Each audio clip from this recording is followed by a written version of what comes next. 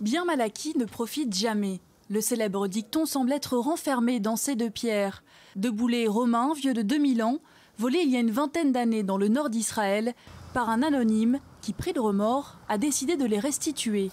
Un sac contenant le trésor archéologique et une lettre déposée ici, dans la cour du musée des cultures islamiques et proche-orientales de Be'er Sheva.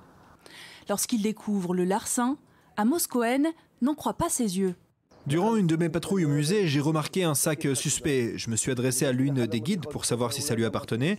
Elle m'a dit que non.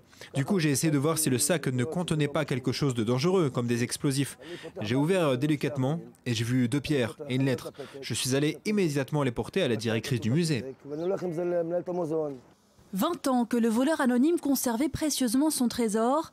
20 ans de malheur, à en croire la lettre qu'il glisse dans le sac au moment de rendre les pierres.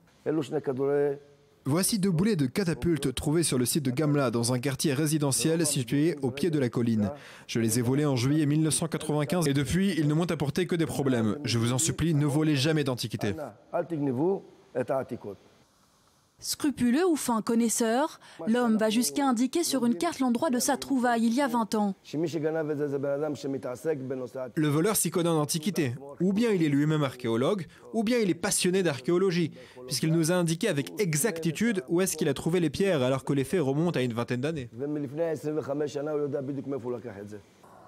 Une impression également laissée à Renana, guide du musée, qui a aperçu l'homme mystérieux. C'était un jour de travail comme un autre, j'étais assise, j'attendais des visiteurs et j'ai vu à travers la porte passer un homme plutôt âgé avec des cheveux blonds. Il portait une sorte de veste de pêcheur avec plusieurs poches, il avait l'air d'un archéologue. Un trésor qui fut autrefois une arme de guerre. Les Romains s'en servaient contre les Juifs qui défendaient la ville de Gamla, située au sommet d'une colline au nord-est d'Israël. Pour la directrice du musée, la boucle est bouclée.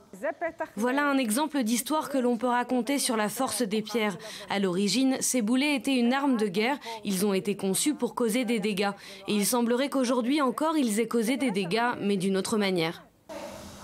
Mais avec le retour de ces pierres volées au sein d'un patrimoine historique précieux, la vie reprend son cours dans les mystérieux labyrinthes de l'histoire.